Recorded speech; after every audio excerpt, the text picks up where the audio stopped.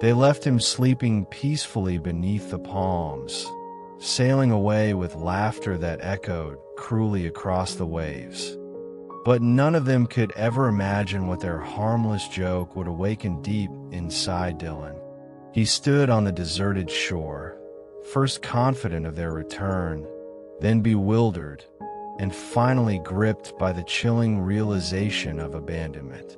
Pain gave way to clarity, despair to determination, as the island stripped away his illusions about love, trust, and friendship.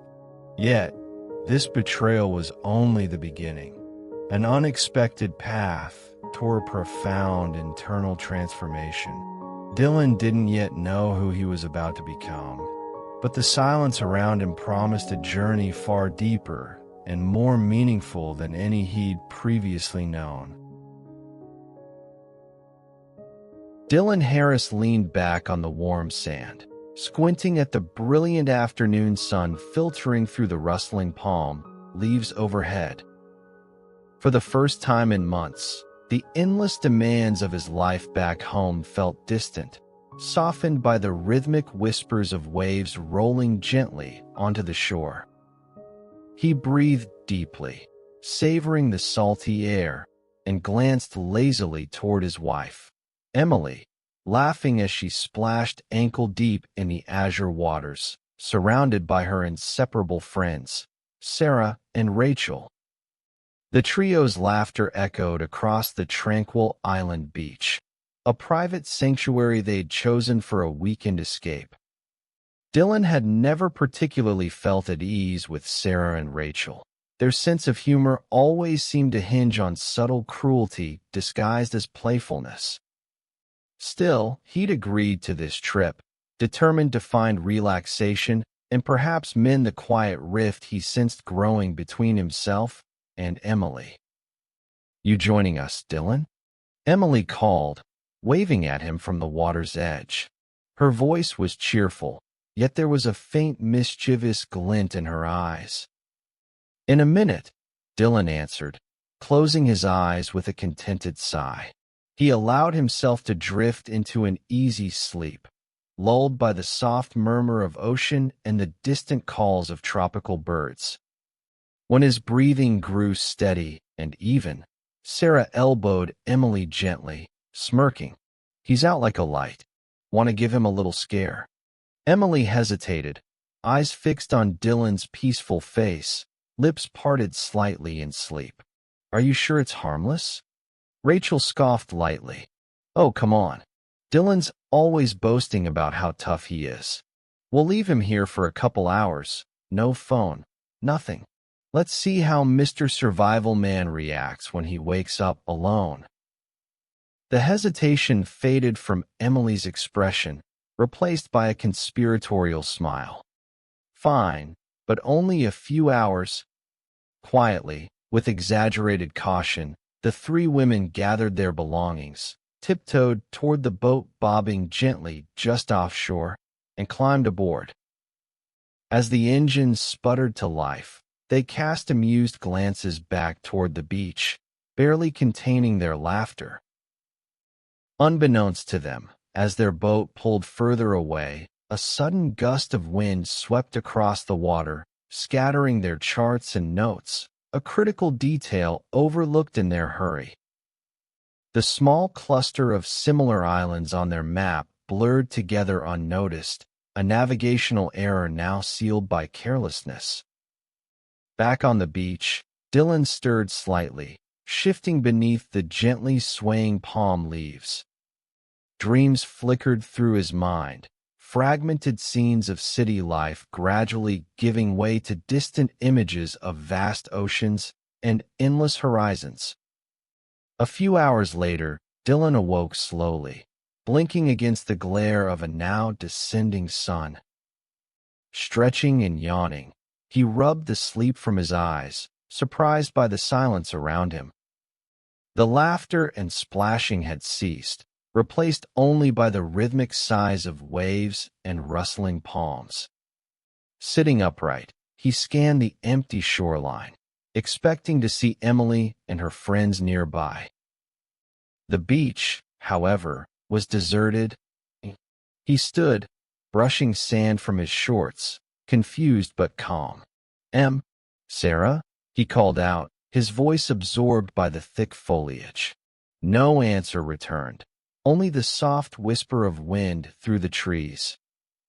His gaze fell on the spot where the boat had been anchored, now vacant, its absence inexplicable. A faint prickle of annoyance rose within him. He knew their humor well enough, but even this seemed extreme. Still, he shook off the discomfort, convinced they'd return soon, laughing and triumphant at their practical joke. The sun dipped lower, casting shadows long and strange across the sand. Dylan walked along the shoreline, peering across the gentle waves, searching for the familiar shape of their boat. Yet the ocean stretched out empty, infinite and indifferent, mocking his growing unease. Nightfall approached more swiftly than Dylan anticipated, the fading daylight replaced by cooler breezes and lengthening shadows that shifted ominously beneath the palm fronds. He tried not to imagine Emily and her friends sitting comfortably back on the mainland, laughing about how effectively they'd fooled him. He refused to panic, though a subtle dread tightened in his chest. Instead, he climbed a small rise overlooking the ocean, scanning the horizon one last time, hoping for reassurance. But the horizon betrayed no signs of rescue, just the relentless silence of isolation. As darkness finally enveloped the island, Dylan's irritation transformed gradually into a deeper apprehension. What had begun as a harmless joke now seemed to hold a cruel edge he hadn't anticipated. He sat back down beneath the palm tree, hugging his knees, eyes fixed blankly on the encroaching darkness.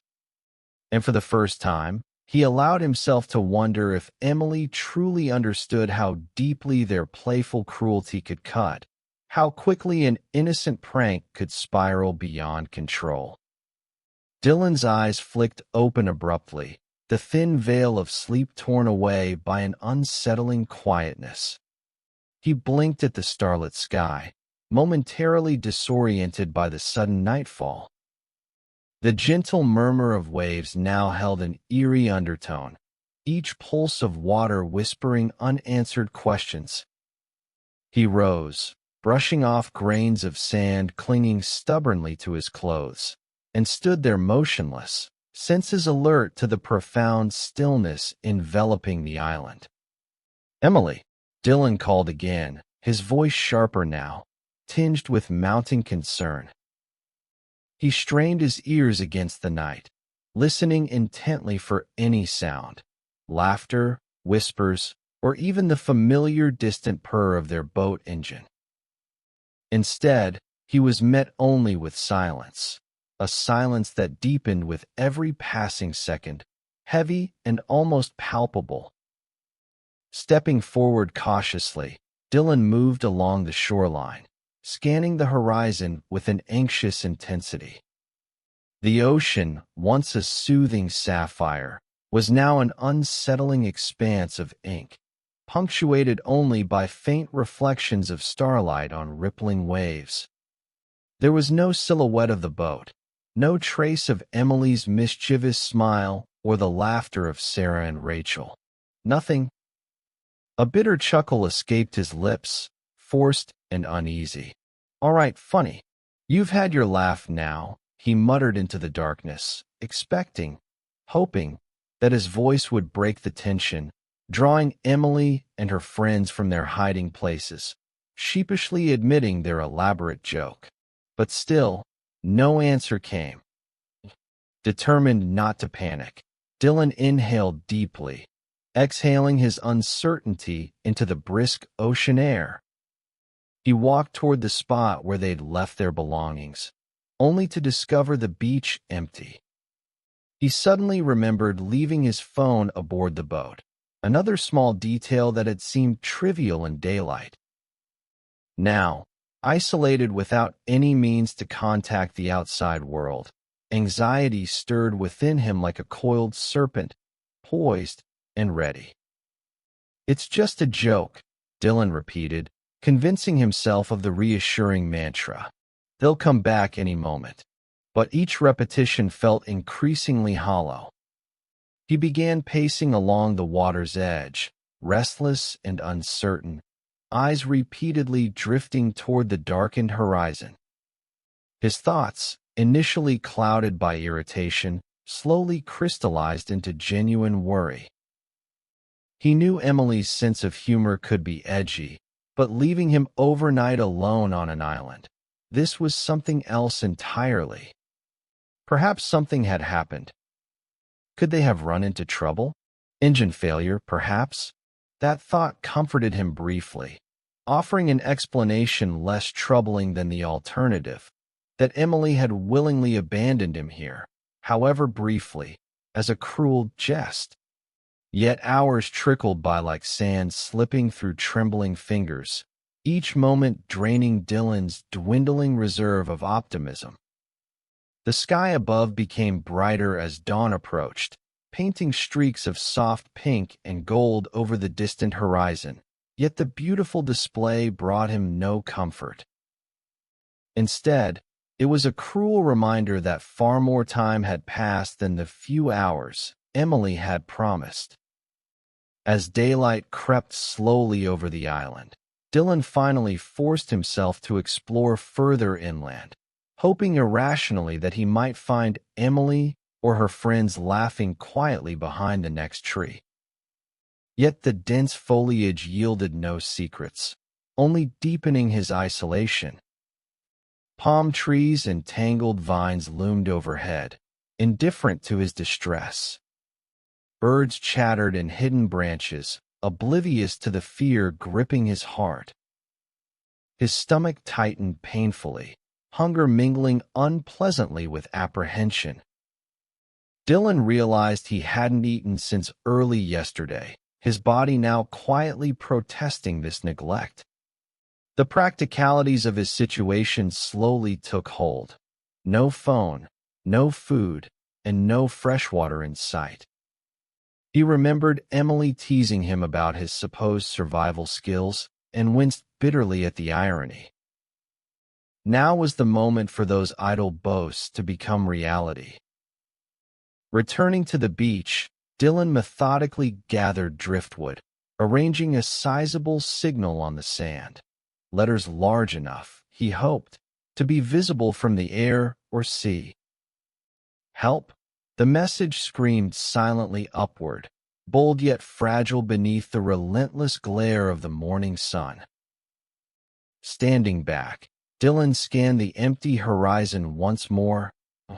The solitude felt complete, oppressive, and strangely absolute. He lowered himself slowly to the sand, gazing out at the endless blue waters, heart aching with the slow realization of his predicament. What had started as a harmless joke now revealed itself as a profound betrayal, leaving him marooned, forgotten, and alone. In that moment, beneath the brightening sky and encircled by an ocean stretching infinitely outward, Dylan Harris confronted the chilling truth that echoed louder than the waves crashing at his feet. Nobody was coming back for him. At least, not anytime soon. Emily felt a jolt of exhilaration as their boat pulled away from the quiet, sun-kissed island. Beside her, Sarah and Rachel exchanged triumphant glances, giggling quietly like schoolgirls who've successfully executed a brilliant prank. Emily glanced back briefly, watching the beach recede into the distance, palm trees shrinking to dark specks against the horizon. Somewhere beneath one of those palms, Dylan lay asleep, blissfully unaware of their playful mischief. "This was perfect," Sarah said, her laughter mingling with the rhythmic splash of waves against the hull. "Did you see how deeply asleep he was? He's going to be so mad," Rachel added gleefully, flipping her sunglasses onto her forehead and leaning back in her seat. Bet you $10 he'll pretend he wasn't scared. Emily smiled, though a faint worry tugged at the corners of her mind. Maybe we should have left him a note or something, just in case. Sarah waved a dismissive hand, rolling her eyes. Relax, Em. He'll probably just nap the whole time anyway. It's only a few hours. He'll survive. Emily's uneasy feeling dissolved under the warm sun and the sound of her friend's carefree laughter. The mainland soon came into view, the boat gliding smoothly back into the small marina they departed from earlier that morning. They tied up and disembarked, still giggling and exchanging jokes about Dylan's supposed reaction when they returned. As they sat down at a cozy seaside cafe, Emily checked the time.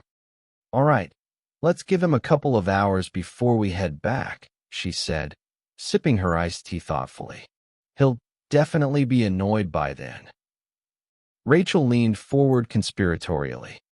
Imagine him waking up, calling out, looking around confused. I wish we'd hidden a camera or something. Sarah burst out laughing. Oh, he'll stomp around the island, muttering curses, probably vowing revenge. It'll be hilarious. As the afternoon sun continued its journey across the sky, Emily kept glancing anxiously at her watch. Gradually, their conversation drifted away from Dylan, shifting instead to their lives, their plans, memories, and laughter. Yet beneath the surface, Emily couldn't entirely shake off the nagging thought that perhaps their prank had gone too far. Eventually, Sarah checked her phone and frowned slightly. It's been more than 3 hours now. Should we head back? Rachel shrugged, stretching lazily. Yeah, probably. He's suffered enough. As they returned to the boat, Emily felt a subtle unease settling deeper inside her chest. The playful excitement they'd shared earlier was replaced by tense silence during their short voyage back toward the island. Each of them secretly wondered what mood they'd find Dylan in, anticipating either laughter or fury, or perhaps something in between. The boat approached the island, cutting its engine and drifting toward the shore. Emily's eyes immediately darted to the spot where they'd left Dylan sleeping beneath the palm tree. But the sand was empty. No familiar shape lay beneath the branches. No pacing figure awaited them on the shore. Where is he? Sarah asked quietly, her earlier confidence suddenly gone. She stood up sharply, scanning the shoreline with increasing urgency. He's probably just hiding, Rachel suggested nervously, forcing a weak smile. You know Dylan, always trying to prove a point. He probably wants us to panic. Emily bit her lip, stepping onto the beach with unease. Dylan, she called tentatively. Her voice echoed softly through the dense foliage, unanswered. She called again, louder, more desperately. Dylan, we're back. Joke's over. The three women spread out along the shore, eyes searching feverishly behind trees, beneath shrubs, calling out repeatedly. Every unanswered shout heightened the tension among them, panic replacing amusement with startling speed. He wouldn't carry it this far, Emily murmured, almost to herself, her voice strained and fearful. He wouldn't just hide and stay quiet. Something's wrong. As daylight began to dim, a cold realization settled over them. Dylan was nowhere to be found. Not along the beach, not hidden within the underbrush, not playfully hiding just beyond their reach. The island seemed suddenly vast and threatening, the cheerful paradise now transformed into a sinister labyrinth of shadows. Emily's heart thudded painfully in her chest, her breathing rapid and shallow. What if he tried to swim after us? She whispered, voice trembling. Or he wandered off, thinking we left him permanently? Sarah stared blankly toward the horizon, her face pale, and drawn. "No," she breathed, shaking her head in denial. "He wouldn't. He'd wait for us." Rachel sat down abruptly on a piece of driftwood, her hands visibly shaking. "We have to get help. He's not here. We need authorities, a search team, someone who knows how to find people." Emily looked desperately at her friends, her earlier amusement replaced entirely by dread and self-recrimination.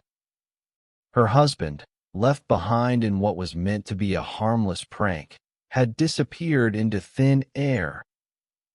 In her heart, Emily knew they had made a terrible, irrevocable mistake, one whose consequences she was only beginning to fathom.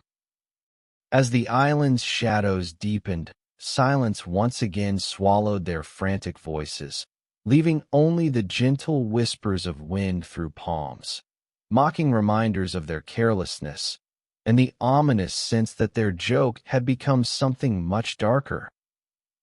By the time the small search boat reached the island, twilight had fully surrendered to darkness. Flashlights swept the dense foliage and shoreline, casting stark beams that illuminated anxious faces and trembling hands.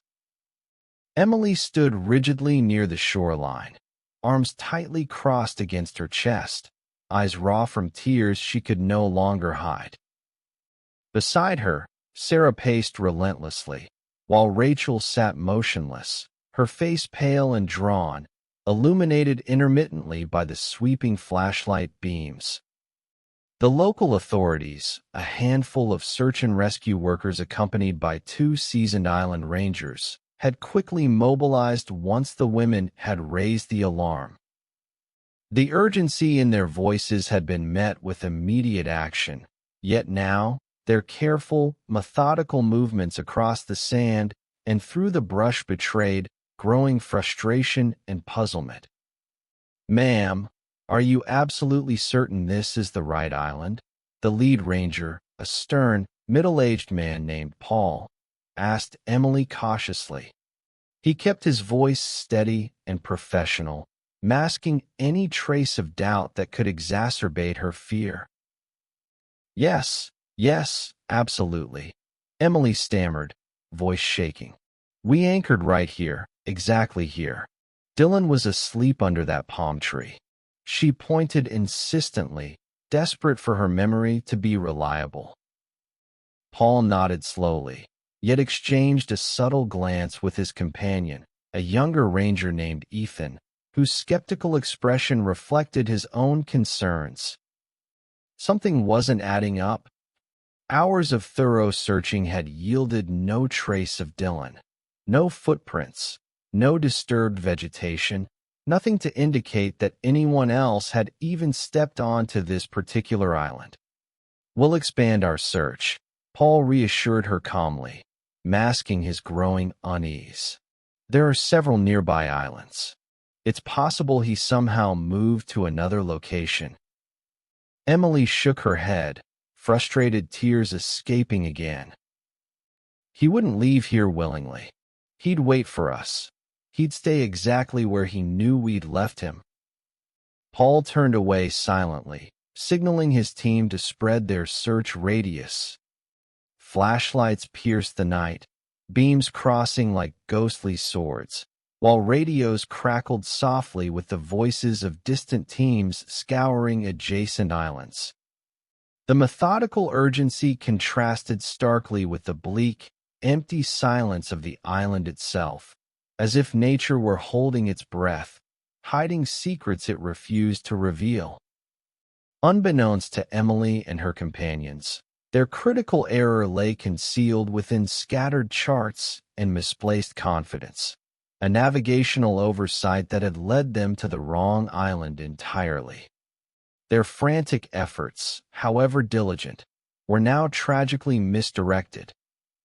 The real location of Dylan's abandonment lay miles away, untouched by the widening circle of searchlights and growing desperation. Miles away, Dylan stood beneath the moonlight, his bare feet pressing softly into the cool sand of a distant shore, eyes scanning the empty horizon in vain. The cruel silence of his island refuge stretched endlessly around him. He'd spent hours convincing himself Emily and the others would return, yet the brutal truth now seemed undeniable. He was utterly alone, abandoned, left to an isolation he'd never imagined possible.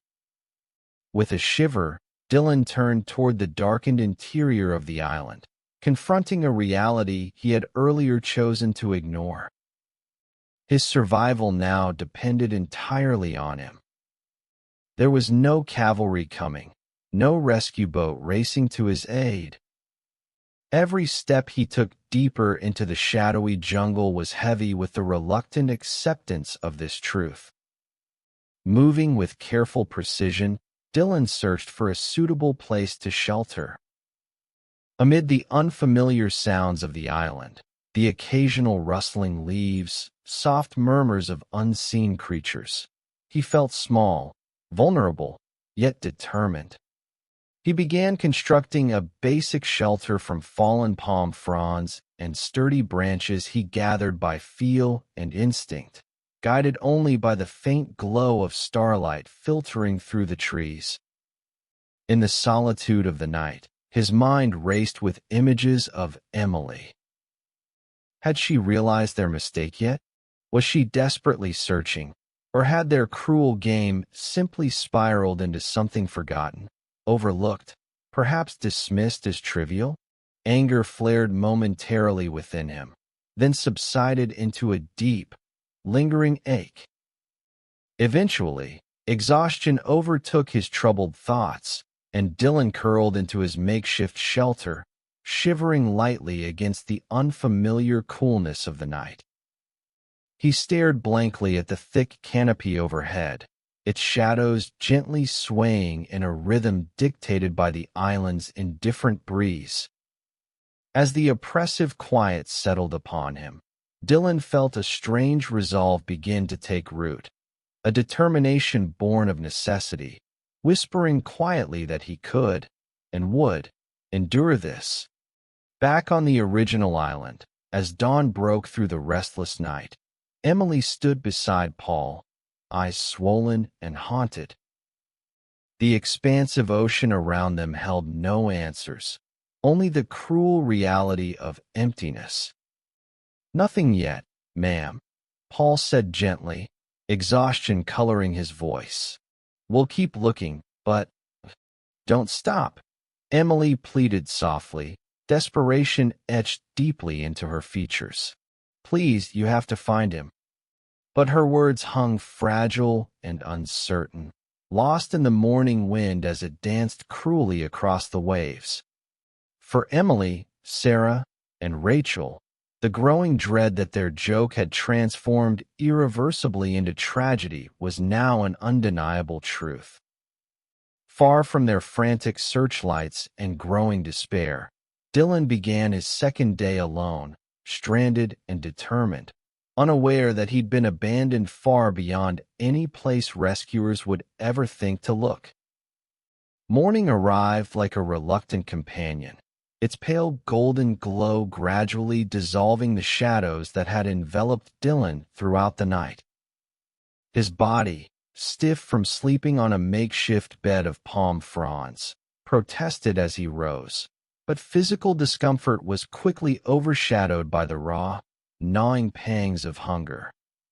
He rubbed his weary eyes, focusing his blurry gaze on the unfamiliar terrain before him, lush vegetation rising like impenetrable walls, challenging his resolve with every sway and rustle. Dylan knew instinctively he had no time for despair. Survival was no longer an abstract idea, something he'd read about in adventure stories or casually boasted about around a campfire. It was now a stark, relentless reality. Gathering his dwindling strength, he began methodically assessing his immediate surroundings, driven by the sharp urgency of necessity. Water was his first priority.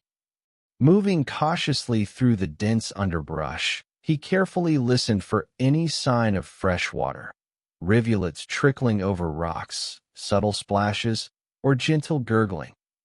After nearly an hour of painstaking searching, Dylan heard it, a faint, distant murmuring, almost like whispers of encouragement through the rustling leaves. Following the sound, he soon found a small, clear stream trickling from between moss-covered rocks, its surface shimmering enticingly under the sunlight.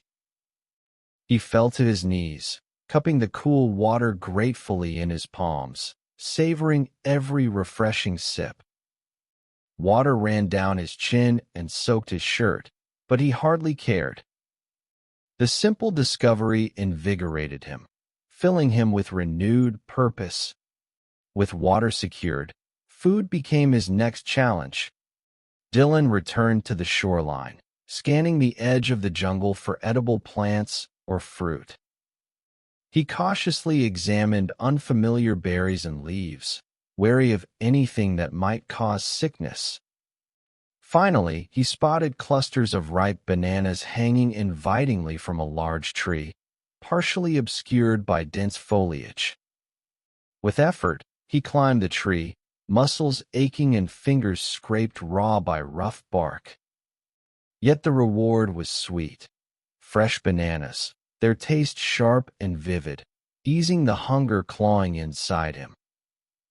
With basic necessities momentarily satisfied, Dylan began to build a more durable shelter.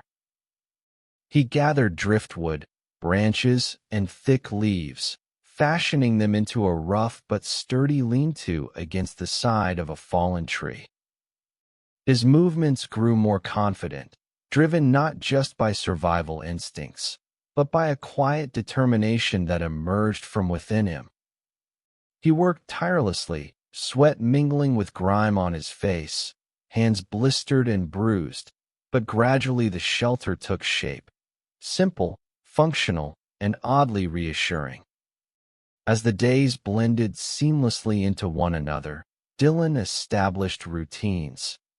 Every sunrise meant checking his food sources, securing fresh water, and reinforcing his shelter against the unpredictable island weather. Each task carried with it an unexpected clarity, offering a sense of fulfillment he'd rarely experienced in his previous life. At night, however, as he lay beneath his shelter gazing upward at the vastness of the star-studded sky, Dylan confronted the solitude he'd so carefully avoided during daylight. It was in these moments of silence and darkness that introspection became unavoidable. Images of Emily, Sarah, and Rachel flooded his mind, not as comforting memories, but as painful reminders of the superficiality that had dominated his former existence. How had he allowed himself to become someone whose life revolved around pleasing others, tolerating constant, subtle disrespect masked as humor or affection? Why had he silently endured the perpetual sense of exclusion from his own marriage, pretending it didn't matter? Now, stripped bare of distractions, he realized just how far he had drifted from who he wanted to be. The bitter realization that Emily had willingly participated in abandoning him, even temporarily, gnawed at him relentlessly.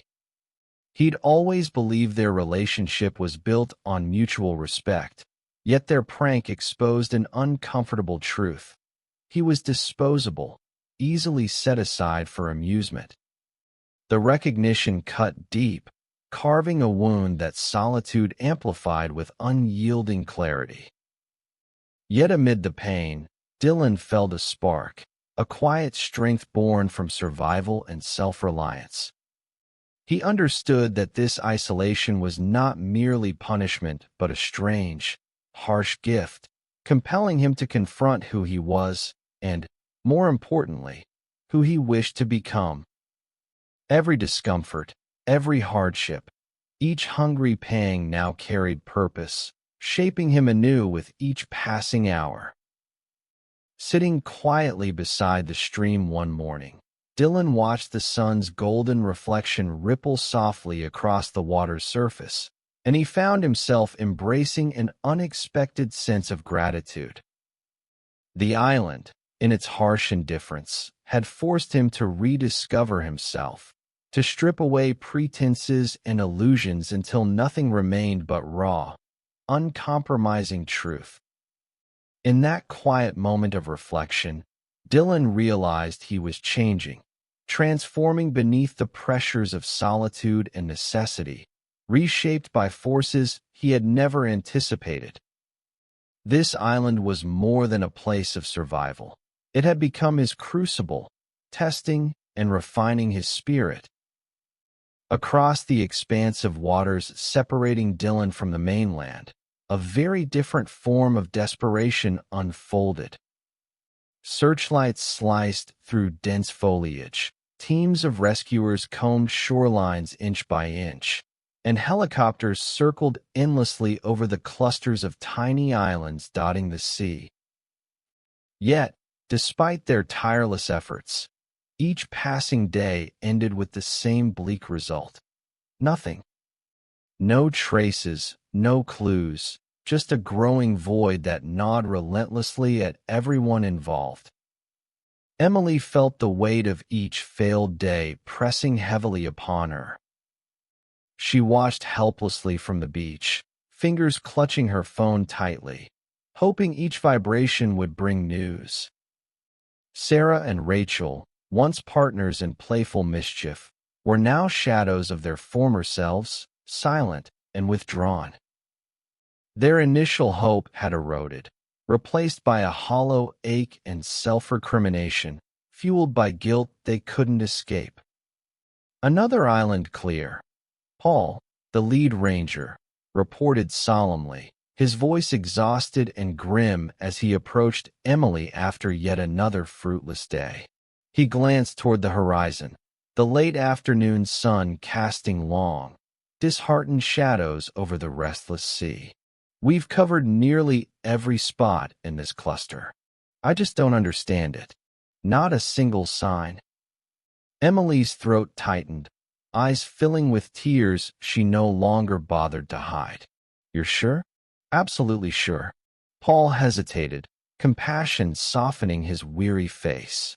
Ma'am, we've used helicopters, drones, divers. If Dylan was anywhere around here, we would have found something by now. Anything. His words, though gently delivered, stabbed through Emily's last fragile threads of hope. She nodded numbly, turning away from the sympathetic gaze of the rescuers. She could no longer endure the endless repetition of disappointment. Days blurred into weeks, and eventually the feverish intensity of the search began to wane. Media attention shifted elsewhere, rescuers reduced their numbers, and authorities quietly redirected their limited resources to more pressing emergencies. The official statement, delivered softly but firmly to Emily in a small, sterile office, confirmed what she'd feared most deeply. Dylan was officially declared missing and presumed lost at sea. Emily absorbed this news in stunned silence, her grief magnified by guilt and regret. Every aspect of her life now felt stained by the careless prank, a seemingly harmless joke that had cost far more than she ever imagined possible. She spent her days drifting aimlessly, avoiding Sarah and Rachel, their shared guilt an unspoken barrier that had become insurmountable. Meanwhile, far removed from the failed searches, Dylan continued his relentless fight for survival. The island had become his world, its silence both oppressive and strangely comforting. With each passing day, his abilities sharpened. He learned to catch fish using crude spears carved from branches, gathered coconuts by climbing skillfully up palm trunks, and recognized edible plants by trial and cautious error.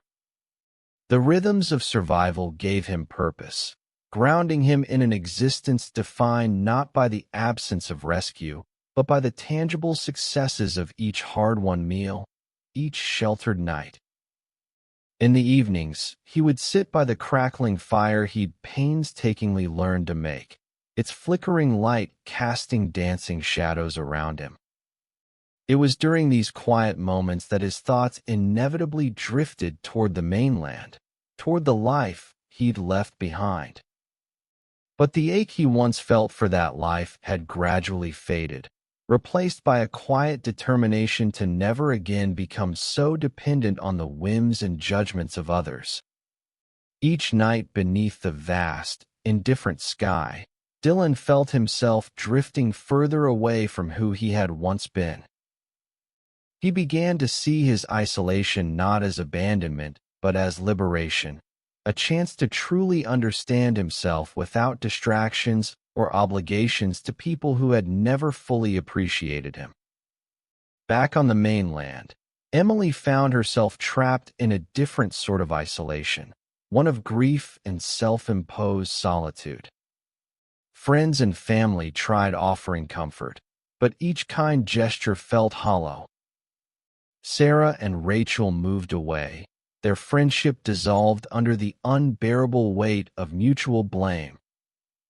Emily, haunted by the memory of Dylan's gentle laughter and easy affection, felt utterly alone, knowing the responsibility for his disappearance rested heavily upon her shoulders.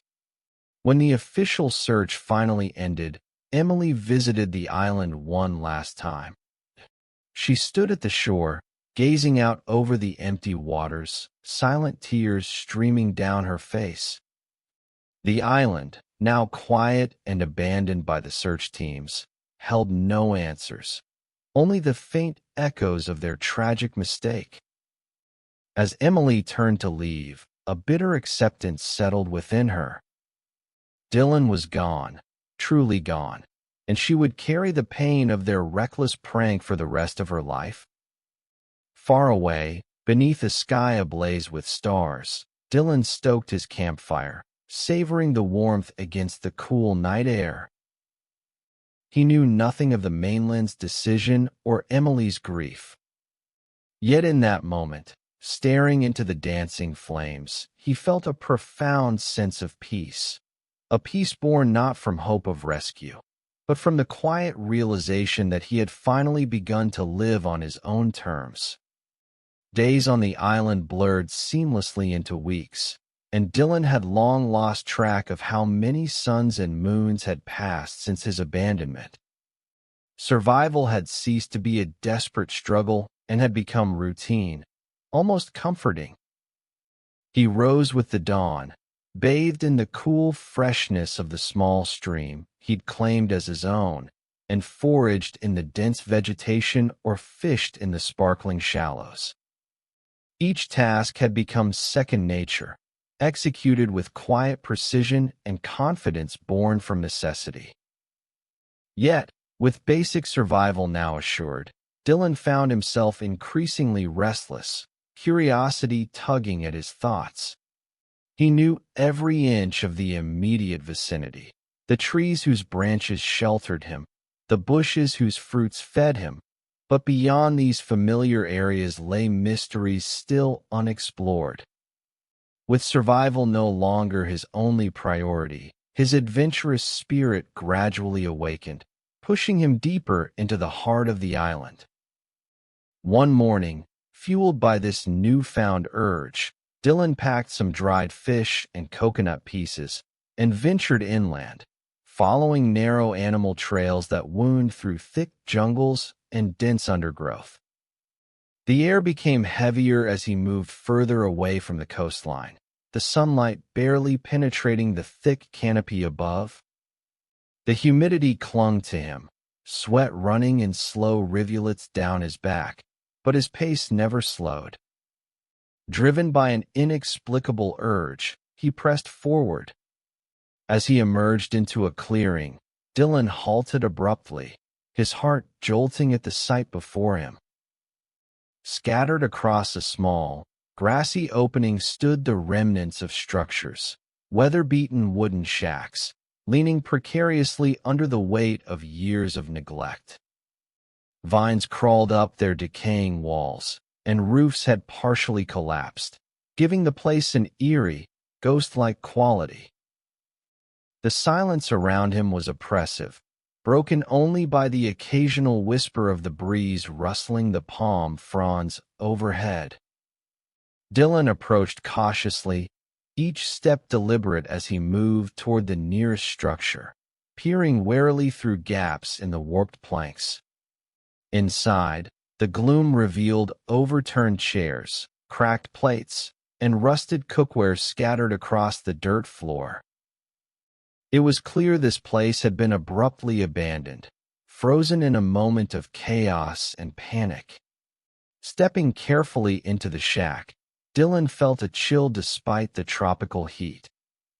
His eyes quickly adjusted to the dimness, catching sight of faded photographs tacked haphazardly onto the wall. Faces long forgotten stared blankly back at him.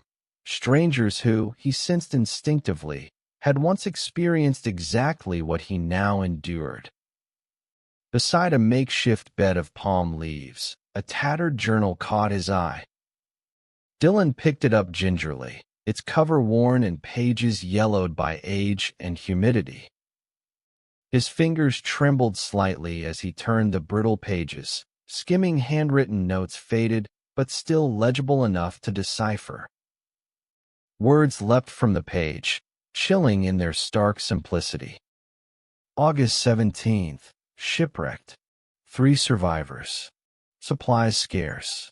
Morale low. September 2nd. Fever took James. 2 remain. Dylan's breath caught sharply in his throat as he turned the pages faster, heart racing with dread and morbid fascination. Entry after entry detailed their dwindling resources, deteriorating hope, and growing desperation. September 22nd. Sarah left to find help. She never returned. Alone now. The entries became sporadic, the handwriting shakier and more fragmented. The final note was short, barely more than a scrawl. Can't go on. No rescue. God forgive me. Dylan sat heavily onto the bed, the ancient journal still clutched tightly in his hands. The harsh reality of what he discovered sank deeply into his bones. These people, whoever they'd been, had endured unimaginable suffering. Their struggles made his own hardships seem trivial in comparison. He forced himself back to his feet, stepping outside into the blinding sunlight, the humid air feeling suddenly oppressive. He wandered through the remaining structures, finding scattered remnants of the previous occupants, a rusted knife, battered tin cups, pieces of cloth. Each artifact carried the weight of lives long past, people who, like him, had dreamed of rescue, of returning to a world they'd lost. An uneasy realization gripped Dylan. This island wasn't just his prison. It had been a prison for others before him. Perhaps it had never intended to release them. Maybe this place had a way of ensnaring souls, consuming their dreams of escape until only despair remained. As Dylan stood amid the ruins, clutching the journal, he knew this discovery had changed something fundamental within him.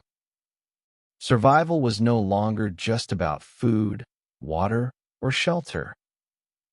It was now about retaining sanity, clinging to hope, defying the island's history of tragedy. But deep within, he felt an unsettling question rising slowly from the shadows of his mind.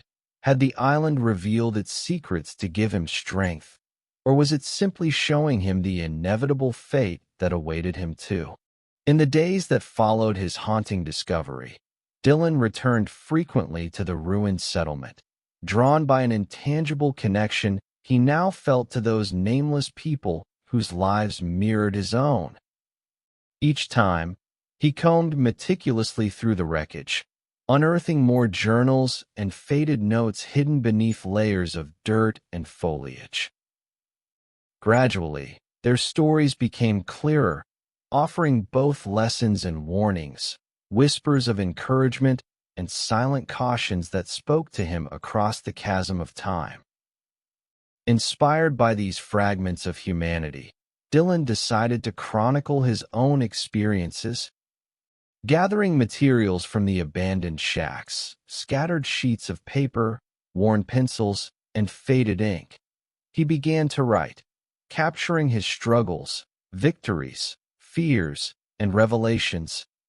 Initially, his writing was a mere exercise in mental clarity, a desperate attempt to preserve a sense of self amid the relentless isolation. Yet, soon, his notes transformed into something far deeper, more meaningful, a testament not merely to survival, but to profound self-discovery. Days bled into weeks as Dylan filled page after page, documenting his routines, observations, and reflections. He described how the sun rose differently here, more vibrant and deliberate, as if each dawn carried a unique promise. He wrote about the ocean, whose endless rhythms were both comforting and sobering, a constant reminder of the vastness separating him from his past. Writing became his companion, a silent confidant absorbing his thoughts without judgment. His former life, previously defined by material concerns, shallow friendships, and strained relationships, faded like echoes of a distant dream. Dylan no longer craved the comforts of home, the constant distraction of technology, the social expectations that had trapped him in superficiality. On this island, simplicity held its own unique grace. Solitude had become not a curse but a treasured gift, granting him space to rebuild himself from within. One evening, as he sat on a fallen log near his makeshift home, Dylan carefully crafted a new entry.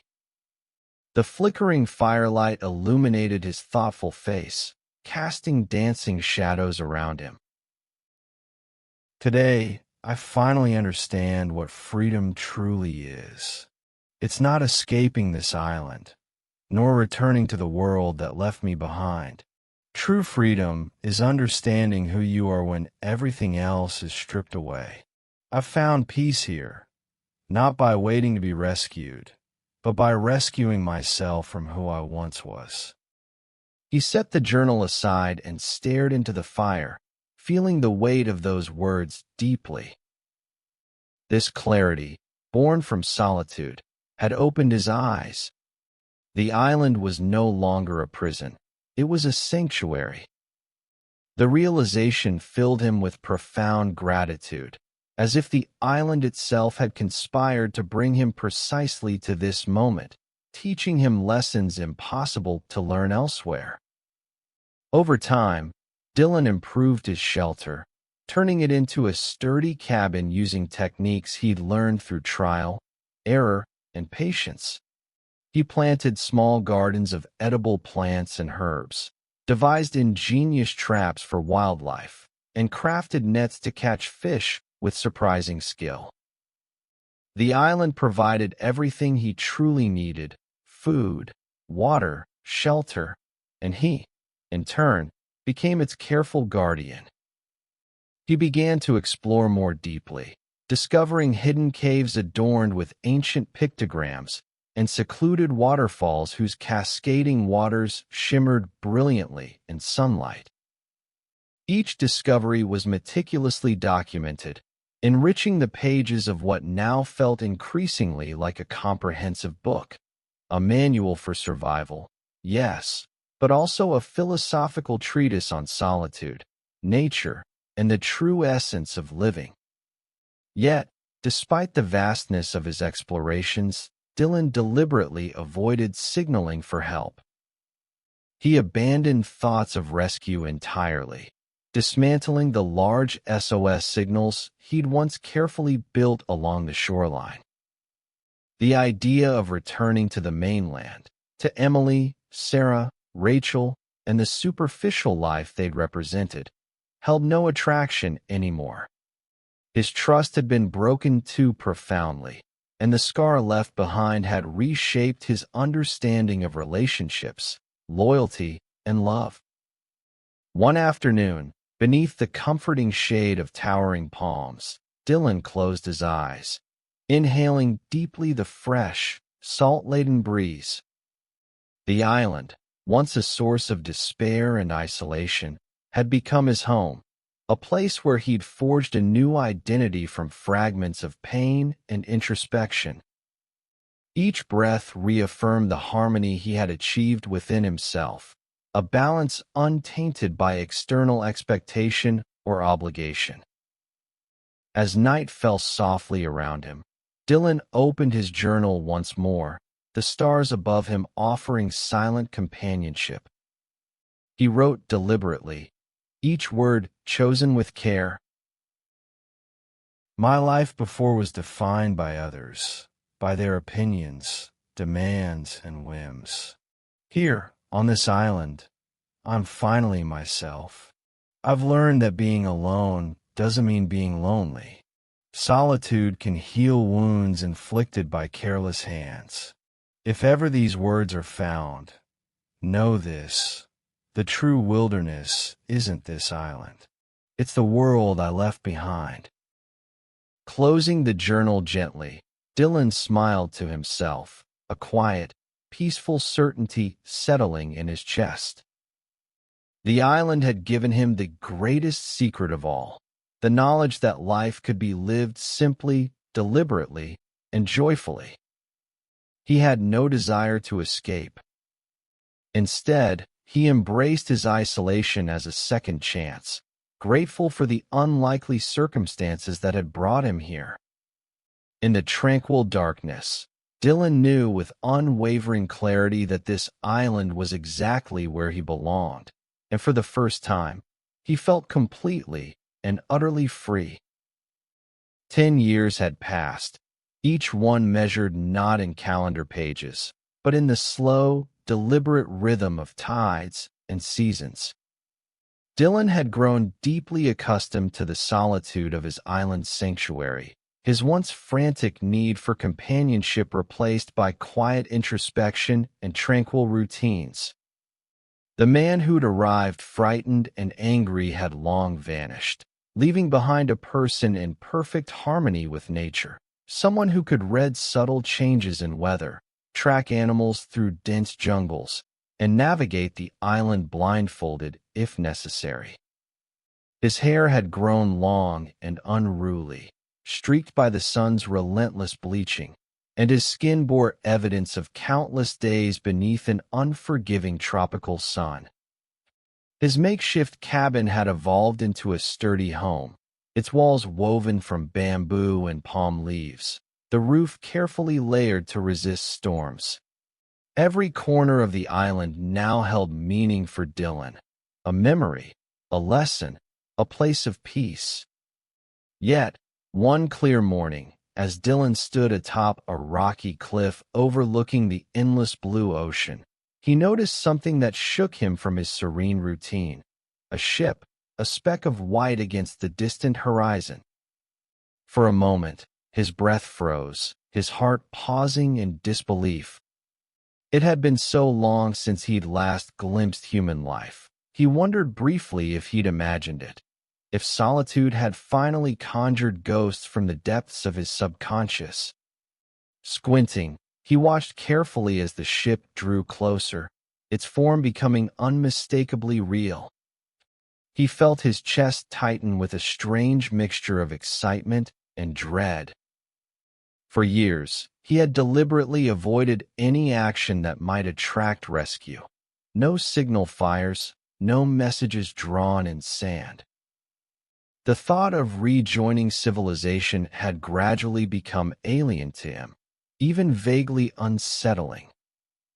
But now, faced with the tangible possibility, uncertainty gripped him fiercely. He retreated quickly down the familiar path toward his cabin, his mind spinning. The presence of that ship had shattered the quiet complacency he'd nurtured so carefully. Thoughts he'd long buried rose to the surface, clamoring for attention. Could he truly return to society after so long alone? Could he forgive the world that had abandoned him? Forgive the betrayal that had stranded him here? Did he even want to try? Sitting heavily on a weathered bench near his shelter, Dylan rubbed his bearded chin thoughtfully, his eyes distant. He had built a life here, a good life, free from the disappointments and superficiality that had once defined his existence. Yet, despite his peaceful solitude, the notion of moving beyond the island began to intrigue him. Perhaps, after so many years, it wasn't about escape or rescue anymore, but about discovery, another chapter in his remarkable journey. Hours passed as Dylan wrestled with the decision, pacing restlessly along the beach, occasionally casting glances toward the now stationary ship. As dusk settled, he lit a small fire, more for comfort than any clear intention, and watched the flames dance hypnotically. The stars emerged slowly overhead, their ancient patterns familiar and soothing, but tonight they offered no clear answers. Morning found him standing once more at the cliff's edge, the ship still anchored nearby, smaller boats now clearly visible exploring neighboring islands. Dylan understood then.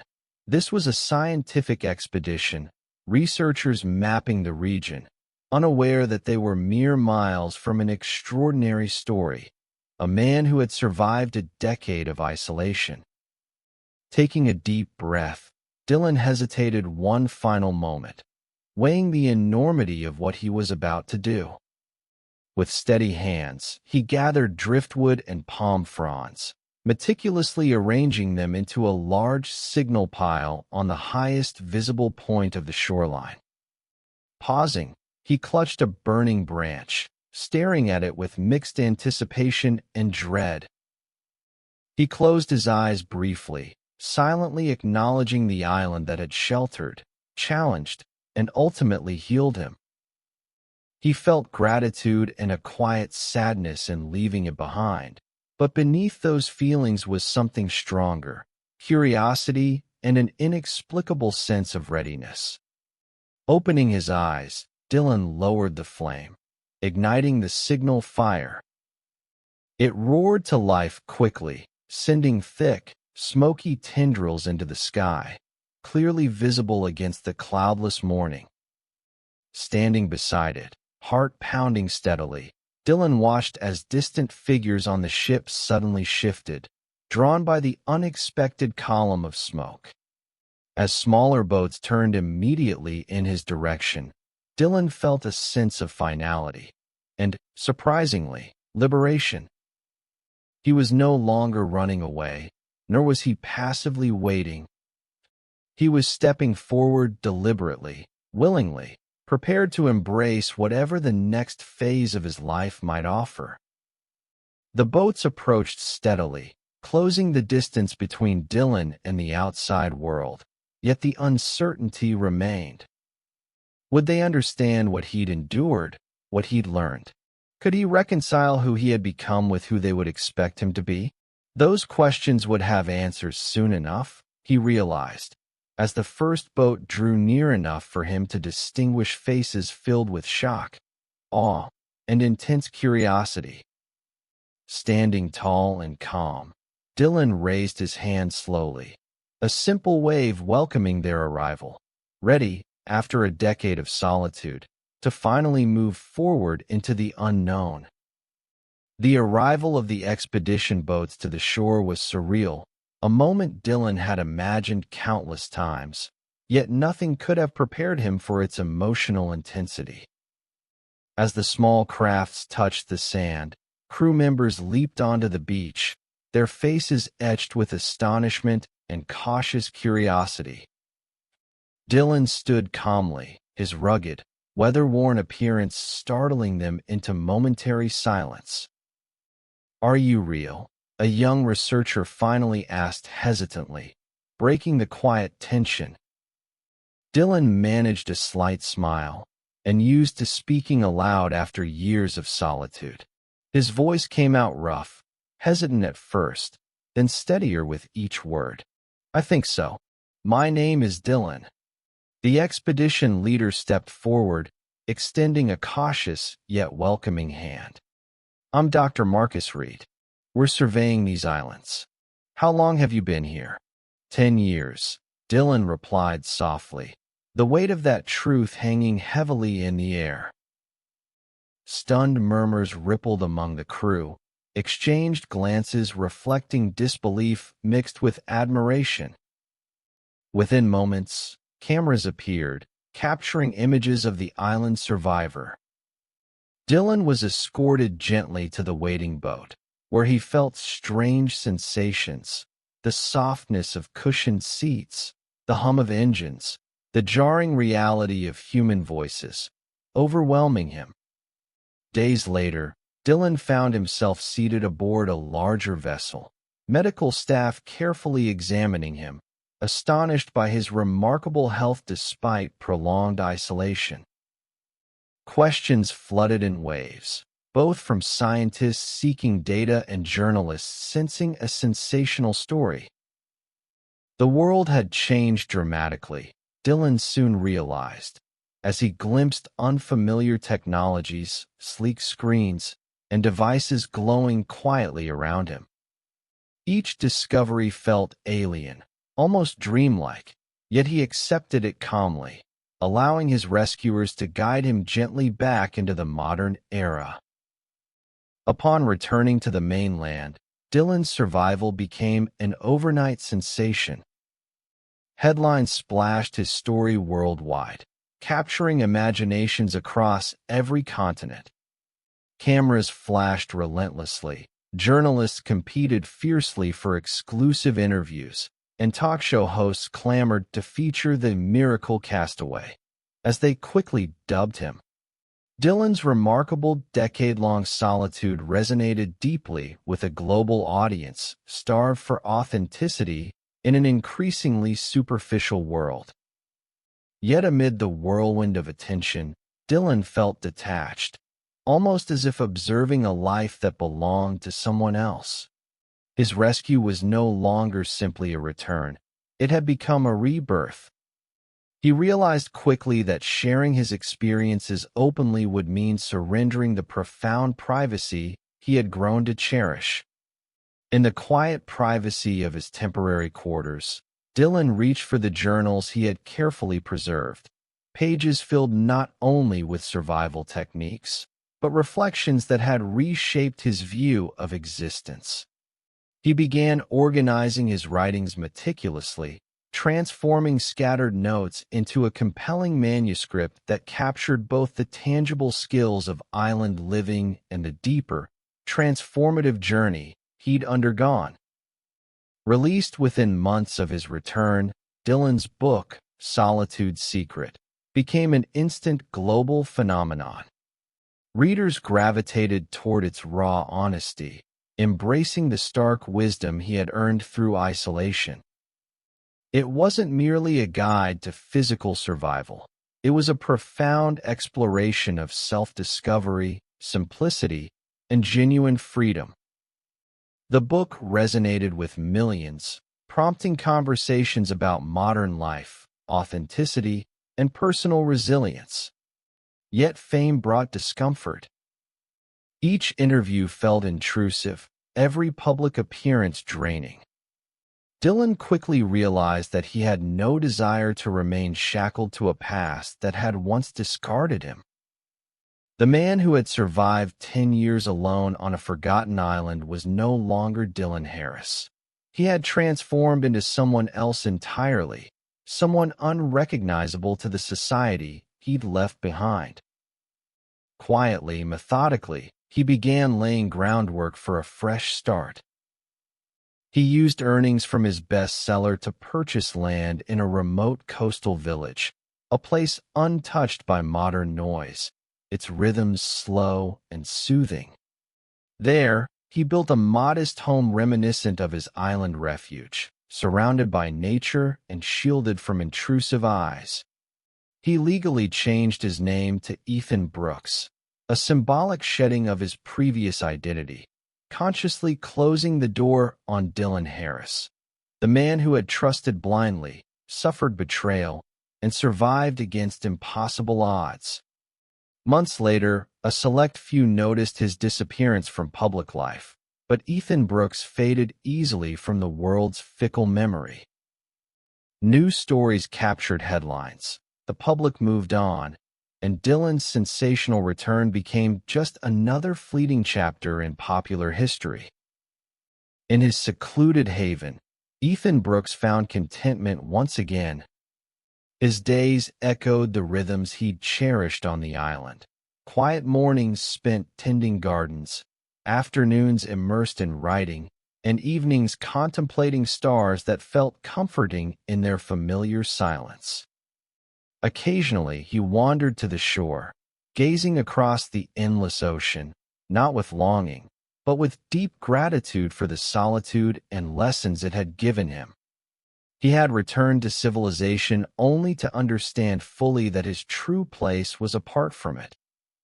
Ethan Brooks was at peace, having chosen a life defined not by past wounds or present fame, but by intentional solitude and quiet authenticity.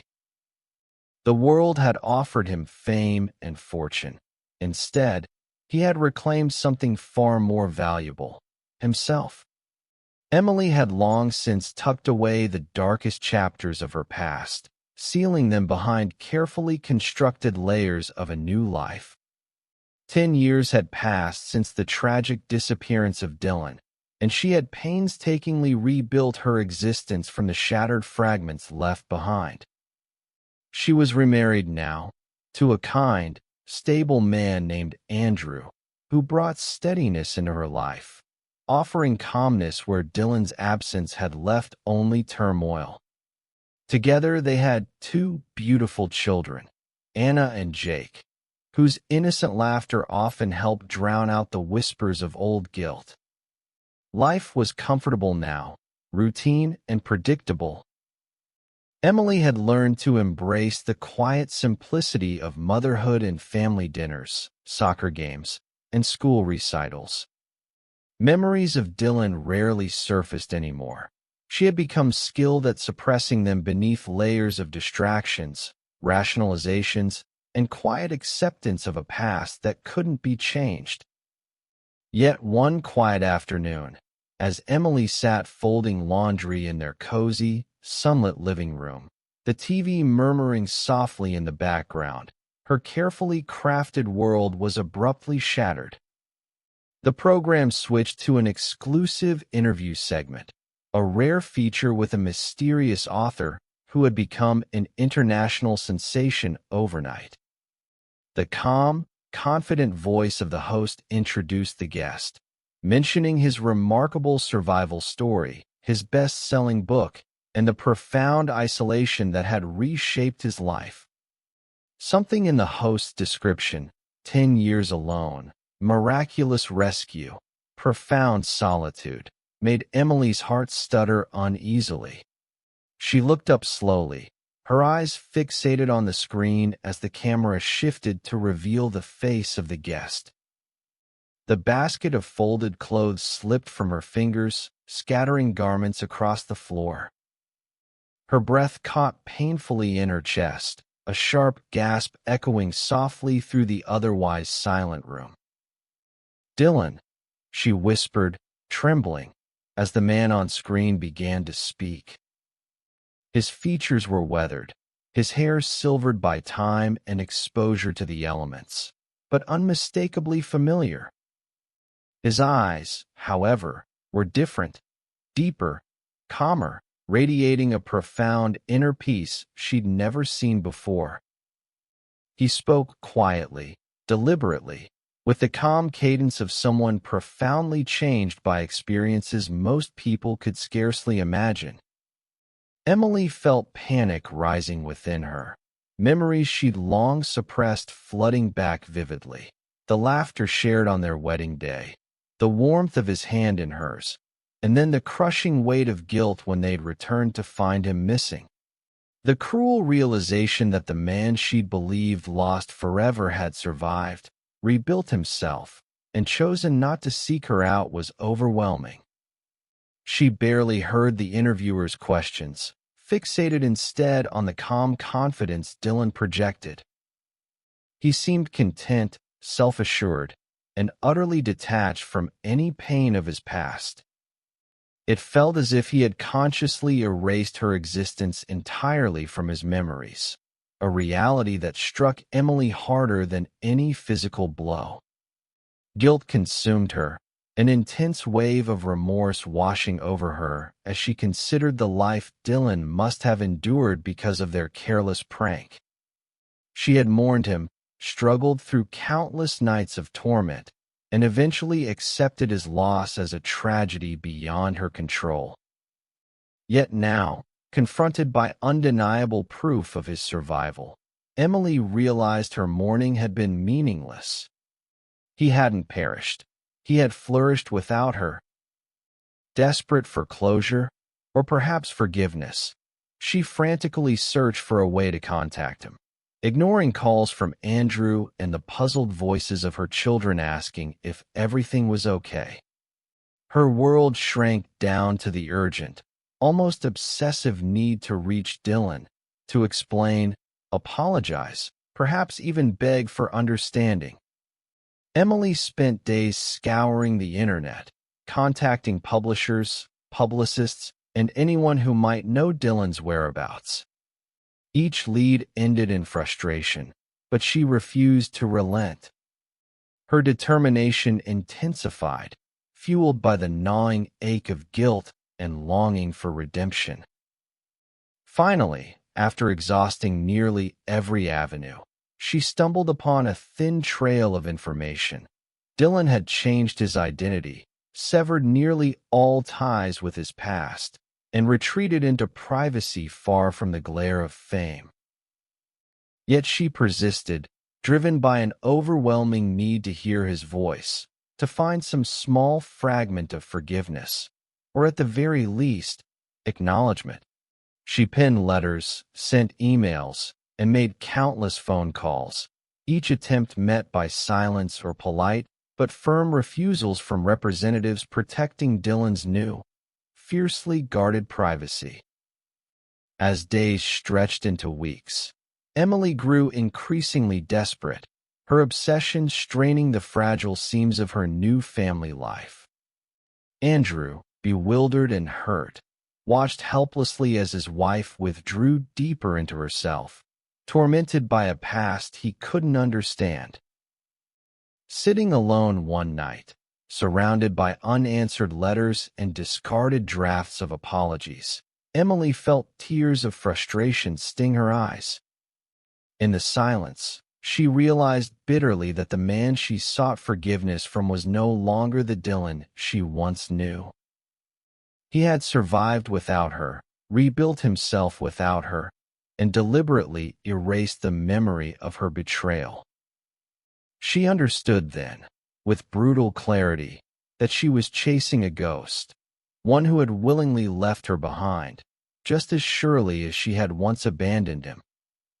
Emily refused to relent in her pursuit of forgiveness, consumed by a desperation she could neither suppress nor rationalize.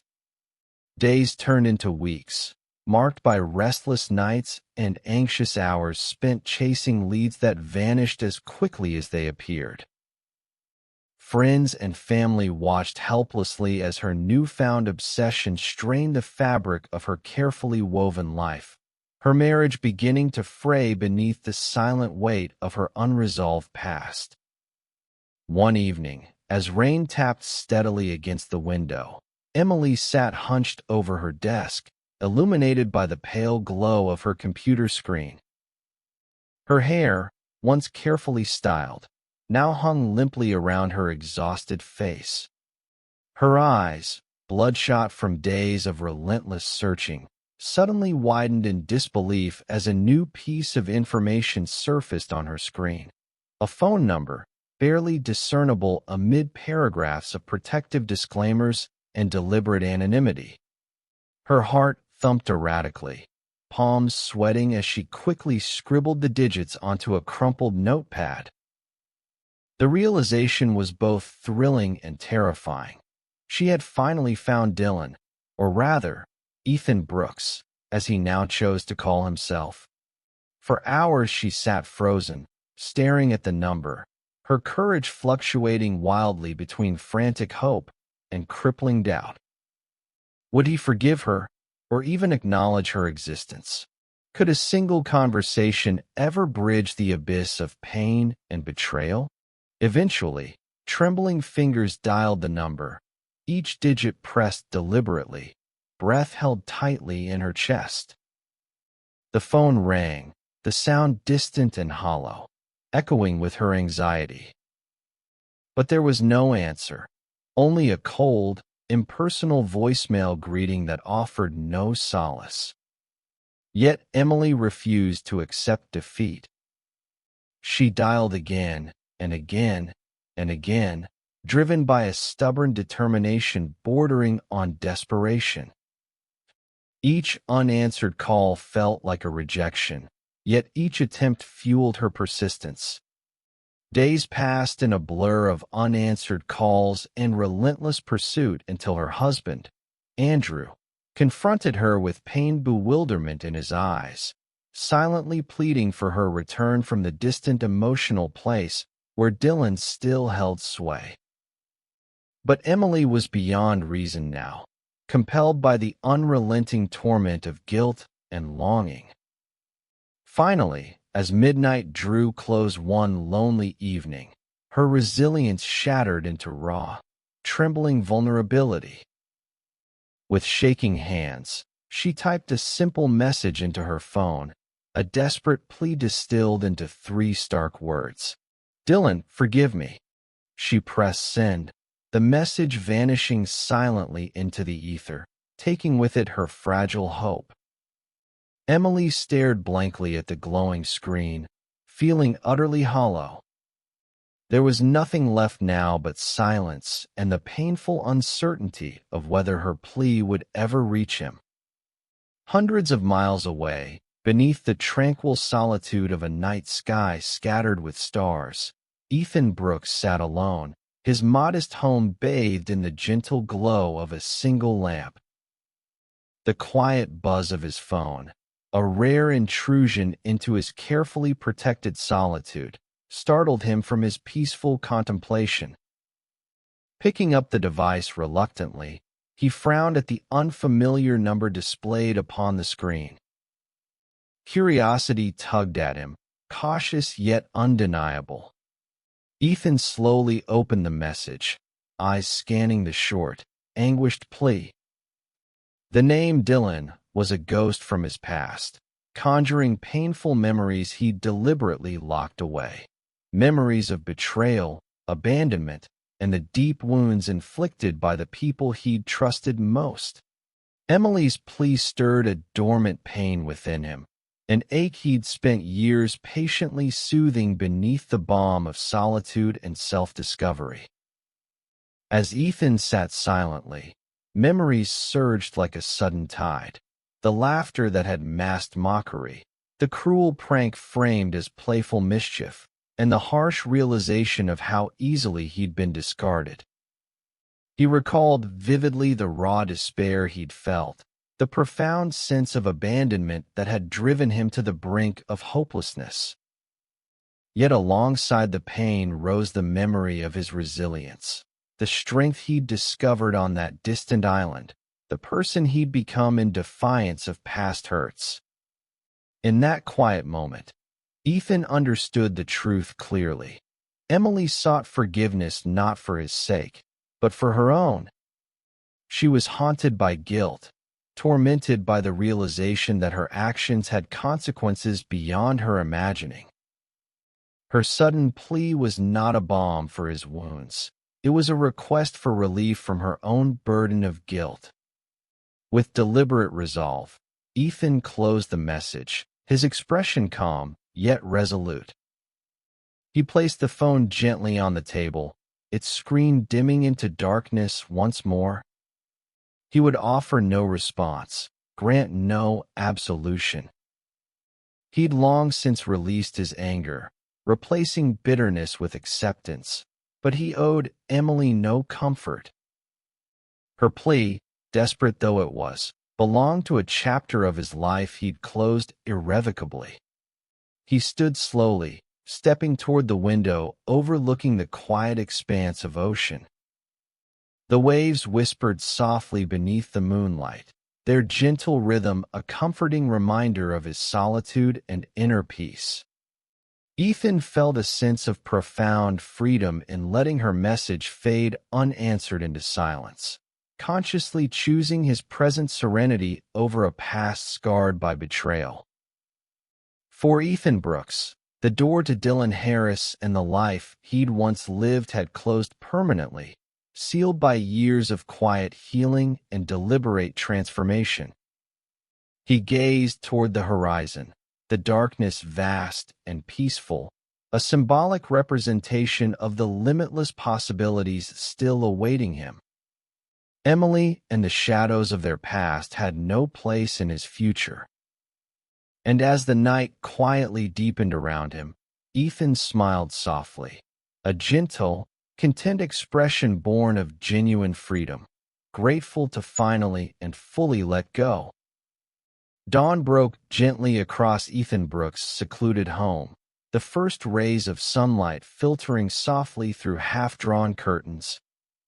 He rose quietly, moving with the calm, practiced grace he'd acquired through years of solitude.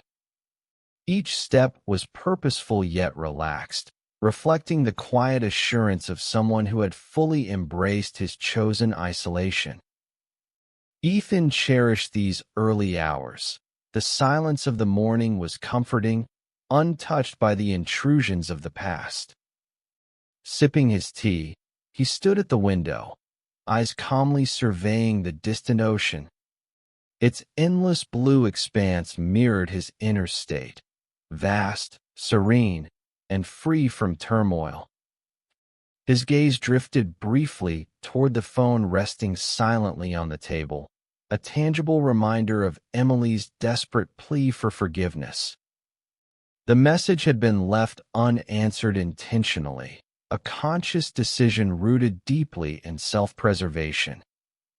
He felt neither bitterness nor malice, only a quiet certainty that silence was the kindest reply he could offer. Memories of Emily and her friends no longer carried the sting of betrayal they once had. Over years of solitude and introspection, he'd carefully unraveled their power, replacing resentment with understanding. People, he realized, could only reflect their own limitations, and expecting more had been his first mistake. He'd forgiven them, but forgiveness didn't mean reopening doors that were meant to remain forever closed. His life now was simple, intentional, and deeply satisfying. The world he had once known, a place of shallow friendships, masked insecurities, and hidden cruelty, no longer appealed to him. Ethan's solitude wasn't born from loneliness. Rather, it arose from a profound appreciation of his own company, a serene existence built entirely upon authenticity and peace. Yet, in the quiet corners of his mind, he acknowledged a lingering shadow, a fleeting curiosity about the life Emily now led. He wondered briefly if she had found genuine happiness, if the life she rebuilt had provided her with peace, or if the burden of their shared past still haunted her.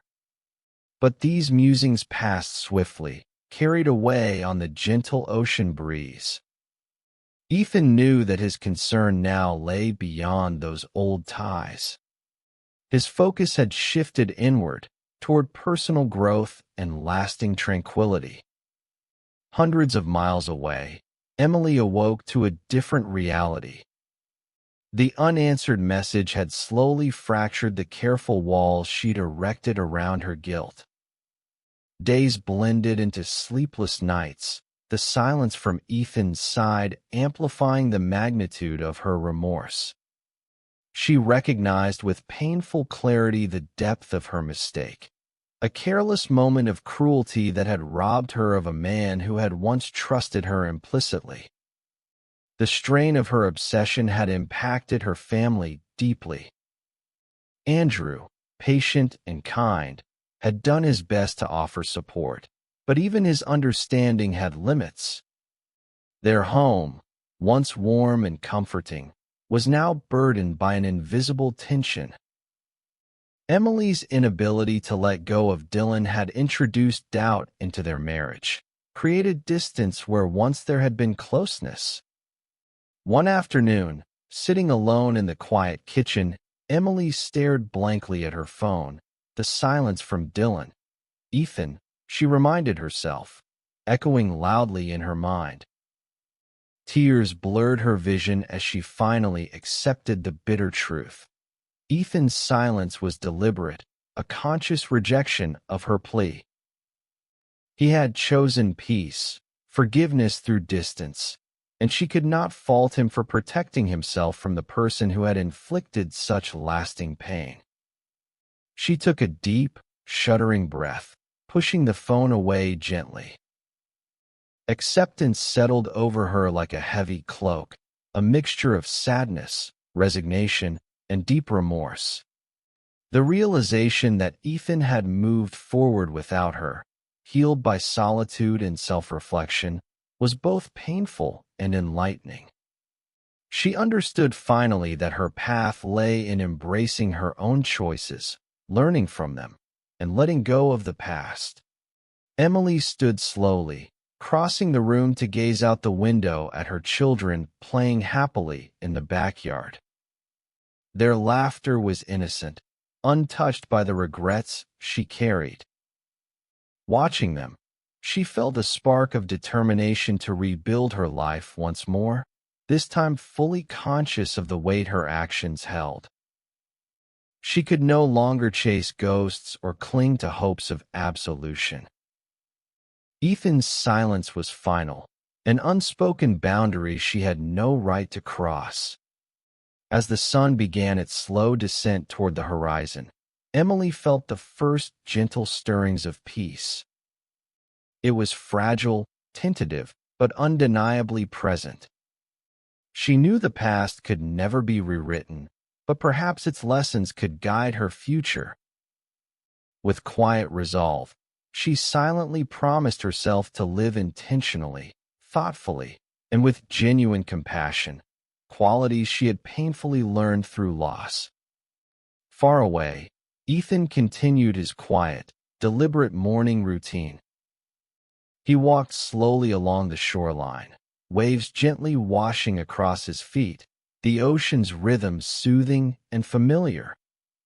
He felt no triumph in Emily's surrender, only quiet acknowledgement of boundaries carefully and consciously drawn. Her remorse was hers alone to bear, just as his peace was his to cherish. He had chosen silence not as punishment, but as protection, an affirmation of the person he'd become through suffering and solitude. It was a choice he would never regret, a decision forged from clarity and self-respect. Beneath the warm morning sun, Ethan smiled softly to himself, the gentle whisper of waves affirming the quiet wisdom of his final silence. In the gentle solitude that enveloped Ethan's secluded existence, each day unfolded quietly, a tapestry woven with moments of simplicity and thoughtful reflection. The past, once heavy with betrayal and disappointment, now existed merely as a distant echo, a reminder rather than a burden.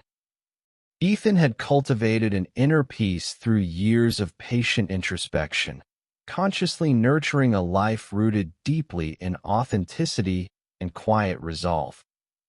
Mornings began early, the rising sun greeting him warmly as he walked along the shoreline, sand shifting gently beneath his bare feet.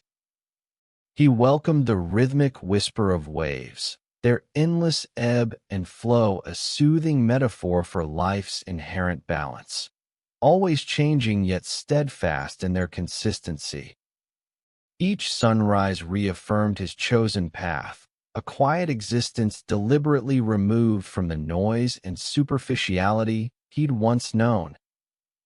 Ethan spent much of his time writing, pouring onto paper insights gathered through years of solitude and struggle. His words were simple yet profound, capturing truths only isolation and adversity could reveal.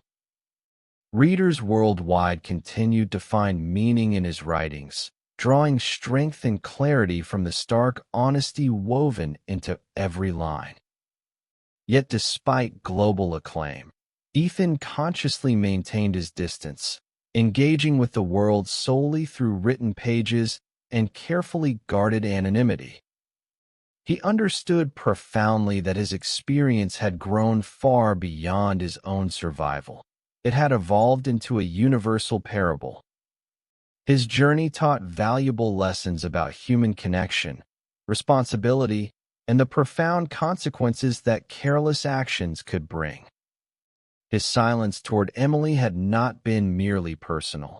It was symbolic, a deliberate message emphasizing the deep significance of respect, trust, and empathy within human relationships.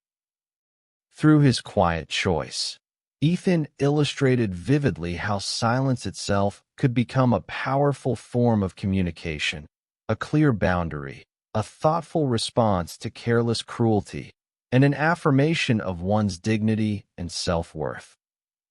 Readers who knew fragments of his story felt its weight.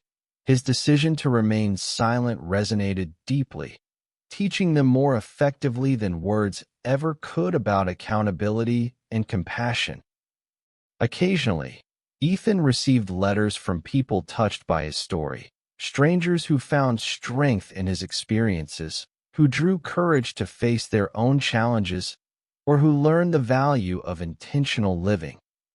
These messages, sincere and heartfelt, reaffirmed his conviction that his silence had not been merely self-protective but profoundly instructive. Ethan responded selectively, always choosing to reinforce empathy, self-awareness, and genuine introspection, gently reminding readers of the careful consideration their actions deserved. Meanwhile, Emily gradually found acceptance. After exhausting every attempt at reconciliation, she allowed herself to finally understand Ethan's silence. Her remorse became a quiet teacher, instructing her daily on humility and empathy. She focused her energies on healing her family, nurturing the relationships she still had, and guiding her children with greater care and sensitivity than before. Her past mistake now informed every interaction, ensuring she'd never again take relationships or trust for granted. Yet Emily knew the shadow of her past actions would never completely vanish. She carried her regret openly, a quiet reminder to herself and others of how easily carelessness could wound.